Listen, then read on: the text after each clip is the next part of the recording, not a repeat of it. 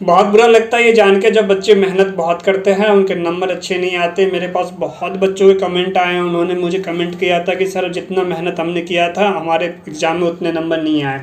तो एक्चुअली होता क्या है और आपके नंबर आते क्यों नहीं हैं, मैं उन्हीं के ऊपर जो है ये वीडियो बनाया है मैंने। इस वीडियो को पूरा देखना, इसके बताए हुए तरीक़ों को अपना लोगे तो आप जो है समझ जाओगे। साथ में मैंने एक एग्जाम्पल लिया हुआ है, इस एग्जाम्पल की मदद से मैं आपको समझाऊँगा कि आपके नंबर कटते क्यों हैं।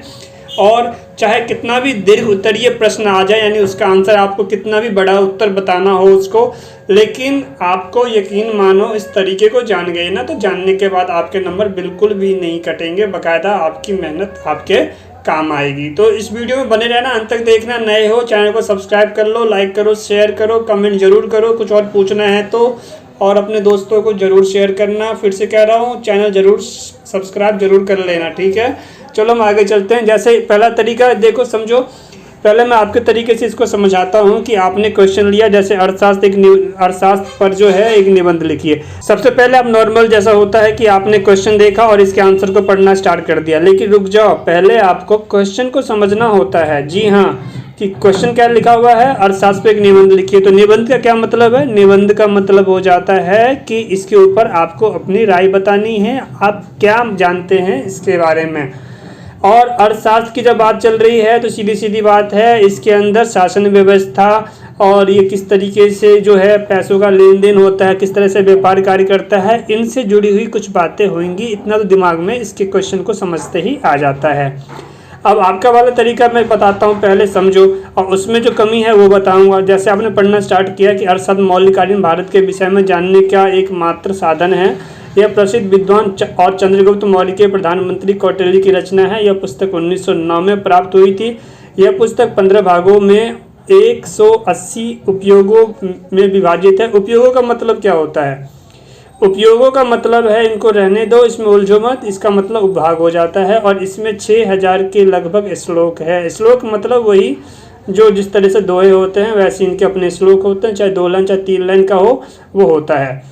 अब इसके आगे चलते तो आगे क्या है हमारा, आगे हो जाता है इसमें कि अर्थशास्त्र एक ऐसी विस्तृत रचना है, विस्तृत बहुत बड़ी रचना है कि जिसमें केवल राजनीतिक सिद्धांतों का ही उल्लेख नहीं मिलता, अपितु, देखो कितने शुद्ध हिंदी डाली हुई है, अपितु प्रशासन के संगठन और तथा राज्य और समाज की बहुत सी समस्याओं का भी उल्लेख है। अपितु मतलब बल्कि और उल्लेख मतलब वर्णन है। अभी और देखो, कौटिल्य का वास्तविक चाणक्य का वह विलक्षण प्रतिभा संपन्न व्यक्ति था जिनका स्पष्ट प्रमाण उनके ग्रंथ में उपलब्ध है। कौटिल्य द्वारा रचित इस अर्थशास्त्र में न केवल राजनीतिक सिद्धांतों और प्रशासनिक व्यवस्था तथा शासन के दैनिक कर्तव्य, राष्ट्र के सिद्धांत और शासन की विदेश नीति इत्यादि पर प्रकाश डाला गया है। इसी अद्भुत विशेषता के कारण अर्थशास्त्र के प्राचीन भारत में साहित्य में राजनीतिक शास्त्र और इतिहास को अपने ढंग पर लिखी जाने वाली एक अद्वितीय पुस्तक भी कही जा सकती है। देखो इतना पढ़ा आपने, पढ़ने के बाद इसमें हमने क्या देखा कि बहुत सारे टफ वर्ड आ रहे हैं जो आपको नहीं पता। इसके बाद क्या हो जाता है, क्या हमें ऐसे लिखना चाहिए? बिल्कुल भी नहीं, ऐसे नहीं लिखना होता है, आपको समझना होता है। तो पढ़ने के साथ क्या होता है, आपको इसके पॉइंट को समझना होता है। तो पॉइंट कैसा होता है अब उनको समझते हैं। देखो, तो मैंने इसको समझाने के लिए आपके लिए कुछ पॉइंट बनाए हैं। इसको पढ़ने के बाद समझ में क्या आया, हम पॉइंट की तरफ चलते हैं।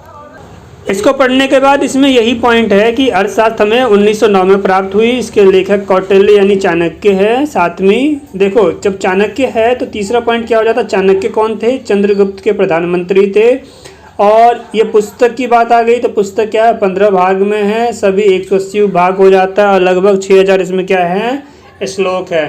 तो विशेष क्या हो जाता है इसमें, समझो विशेष इसमें ये हो जाता है प्रशासन, राज्य और समाज। यानी कहने का मतलब ये है कि आपने इतना पढ़ा, इसको पढ़ने के बाद क्या होता है, आप इसके जो है कॉन्सेप्ट आपके दिमाग से निकल जाता है। तो इसके लिए आपको इसके पॉइंट्स बना लेने चाहिए। इसी को नोट्स कहते हैं। जब आप नोट्स के थ्रू लिखना स्टार्ट कर दोगे और ये नोट्स आपके दिमाग में रहेगा, यकीन मानो पॉइंट टू पॉइंट लिखने से नंबर आ जाते हैं। और जहाँ नई पॉइंट आ जाए, नई बातें चालू हो जाती है, वहाँ पे आपको एक लाइन बीच में खाली छोड़ देना है उसके बाद आपको अगली लाइन स्टार्ट करनी है। यकीन मानो इस तरीके से आपके नंबर अच्छे आएंगे, क्योंकि एग्जामिनर को इससे मतलब नहीं है कि आपको रटी हुई नॉलेज लिखनी है जैसी किताब में बताई गई है। उनको तो ये देखना होता है कि क्या आपके समझ में आया है, आपकी समझ कितनी है, आपकी नॉलेज कितनी, कितना जानते हो, बस इसी के ही नंबर मिलते हैं। तो रटने की गलती मत करो, आप अपने तरीके से लिख सकते हो। अगर मैं एक शॉर्टकट बताऊं तो हम ऐसे बोल सकते हैं कि अर्थशास्त्र 1909 में प्राप्त हुई, और ये जो है लेखक, इसके लेखक चाणक्य थे, जिसका नाम कौटिल्य भी था। बढ़ा सकते हो, बढ़ाने में क्या है। फिर कौटिल्य की बात करेंगे तो कौटिल्य चंद्रगुप्त के प्रधानमंत्री थे। प्रधानमंत्री की बात आ जाएगी तो प्रधानमंत्री जो थे उन्होंने बहुत अच्छी व्यवस्था कर रखी थी उस टाइम। और भी प्लस माइनस करते चले जाओ, उसमें प्रधानमंत्री क्या क्या होता है वो नॉर्मली होता है, ठीक। उसके आगे फिर चलेंगे, फिर अगली लाइन में की पुस्तक जो है 15 भाग में है, ये सारी बातें डाल दी। फिर नीचे उसमें डाल दोगे केवल राजनीतिक सिद्धांत नहीं था, बल्कि इसमें प्रशासन, राज्य और समाज से जुड़ी हुई समस्याओं का भी समाधान मिलता है। तो इस तरीके से नोट्स बनाइए, आपके अच्छे नंबर आएंगे। Best of luck for your exam और आपके अच्छे मार्क्स के लिए, ठीक है। मैं मिलता हूँ अगले वीडियो में। कोई और पूछना हो, कुछ और सवाल है, कन्फ्यूजन है, पूछो। और स्टडी टिप्स के लिए आप नए हो इस चैनल पर जल्दी सब्सक्राइब कर लो। Thanks for watching, take care, जय हिंद।